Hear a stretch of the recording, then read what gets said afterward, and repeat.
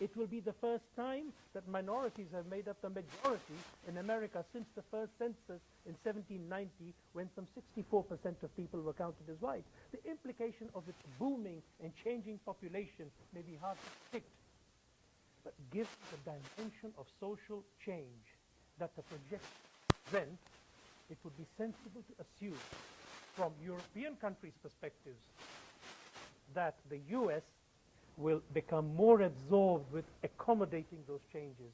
The tug of domestic politics will become even greater.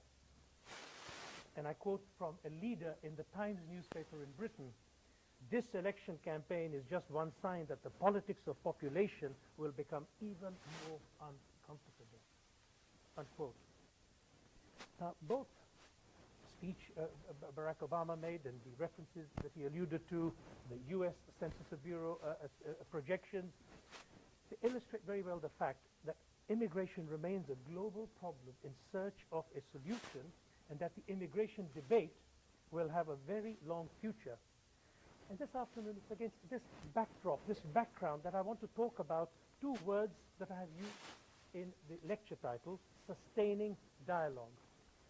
And the title says sustaining dialogue across divided communities. What do I mean by dialogue? What kind of dialogue? How conducted?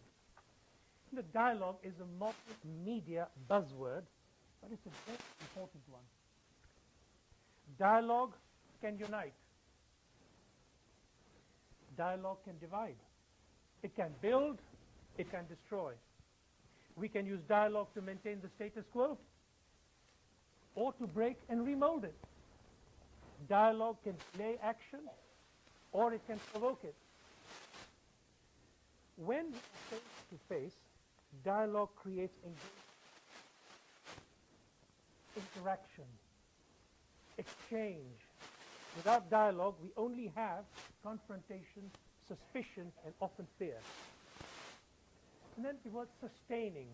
You know, it was fascinating when, in at least a couple of the classes, the word sustainability, sustaining came up in the context of stewardship and taking care, and sustainability. That's a buzzword too, a very handy one.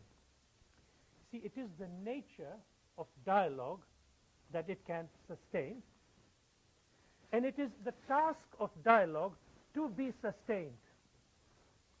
That takes effort, as we should see.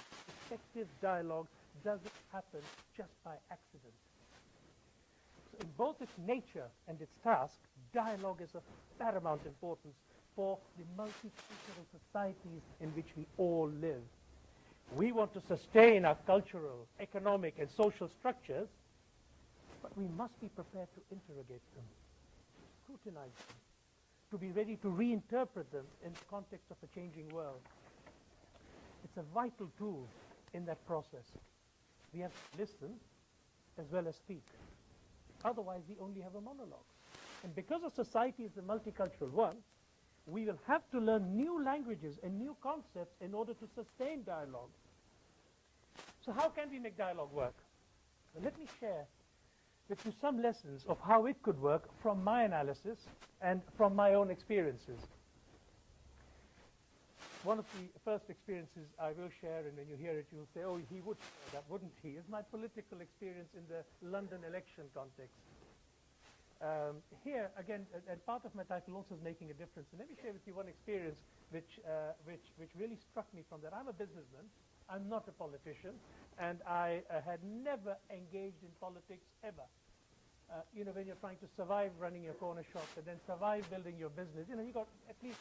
So I can speak from my personal experience that many in my communities in the United Kingdom just don't bother to engage. Yet, for reasons that I won't go into because they're off the subject that we have, I did find myself running as a candidate for Mayor of London. And in the very first meeting, and in England we call them the hustings, I don't know what you call them here in the United Kingdom, and all the candidates get lined up, and then every candidate gets a chair, and you sit, and then there is somebody moderating, and they say, "Right, each candidate, you have 3 minutes to tell what you would do for Londoners." And there were 15 candidates. I tell you, it was terrifying. There was a former cabinet minister, government ministers. I mean, these are people of real political heavyweights. And there is Mr. Gidumal, who was given the 15th seat, and 3 minutes each. So every candidate spoke. I will do this for transport. I will do this for housing. I will do this for health. And somebody else said, I will do this for safety. And I will do this. And it went on. And on a Richter scale of like, 0 to 10, a very polite crowd at a place called Toynbee Hall, a very historic hall in East London. They got 7 out of 10 for each presentation, 8, maybe 6, 7, 8, a very good crowd. And then I spoke and I said, I'm not running because of these things. I'm really running because I want to speak up for the carless, the homeless, and the jobless. That's why I'm doing it, because I remember my roots and my start in London. And there is a whole community that's not being spoken for and spoken about. I really want to make sure that their views are heard and articulated, and I don't care if there are no votes in it, but I will be true to my call, and I will make it. So I spoke for 3 minutes for the carless, the homeless, the jobless. I tell you, the clipometer just went off dial, like 11, 12, 15 out of 10. It just, the hall erupted. And I just watched. I said, I don't believe what I'm seeing. At night, Sunita and myself, we go to bed. It's 10 o'clock. The chief lead candidate who's up in the polls, who's now, number 1 in the polls is us. And, what is your take on the 3 big issues for London? Guess what he said? The carless, the homeless, the jobless. And to me, it was my first lesson in politics. You can make a difference. I thought to myself, hey, this is easy. I'm enjoying this. He can run. He can be mayor. He's got to deliver. And it was great fun. But, I mean, joking aside, that is a serious point, but, leaving that aside, what did I discover as I went around London? I knocked at doors. I visited homes in the past that nobody wanted to go because either those people were registered, and it was so tragic to see so many people from these communities not registered to vote, not knowing the power they could wield if only they voted, went in there and said, we're going to take over the town hall, we're going to take over that local council seat, and we're going to make a difference. They're just disenfranchised, disempowered, and totally out. Now, that is the sort of stuff that I learned in terms of making a difference and engaging in political dialogue, and then making sure that's sustaining. The tragedy in the United Kingdom is, certainly in 2000 when I ran, not one Asian was elected into the London Assembly, even though 1 in 7 Londoners are from the Asian community. Now, I'm not saying it takes an Asian to represent an Asian, but I'm saying if that assembly doesn't reflect the community it serves so drastically and so sharply, something's not right. Where can dialogue then happen, and how will it happen? Second point, there's an urgent need to address the economic divide. Incidentally, if you want a straw poll from one of the classes, at least 8 out of the 13 said the economy is the issue in the US election. So I said, right, you're right, young men and women, it is a big issue. But there is an economic divide. The rich-poor divide struck me when I went to Bombay.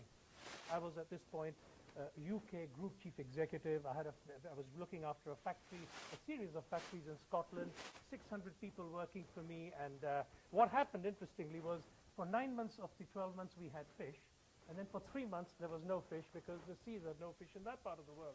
I said, you know what? You're saying there's no fish for 3 months? I can get it from India. So I went to India, and lo and behold, I was right on the seasonality of fishing. They could bring the fish in. And what that meant is that for the 12 months of the year, everyone would be employed instead of being laid off for 3 months. So I went to India on this trip. And on the last day of my trip, I made sure that I had time to go and see some local community and some local community workers. I finished my board meeting at 4. I was collected at 4. My flight was at 10 o'clock reporting, midnight departure, around that time. And I told them, take me to your projects in Bombay. And they got into the rickshaw. I said, I don't want, you don't go into the slums in those ambassador cars or in your limos. You go either on a scooter or on this rickshaw thing. So I went in. And during that time, what I saw just blew me apart.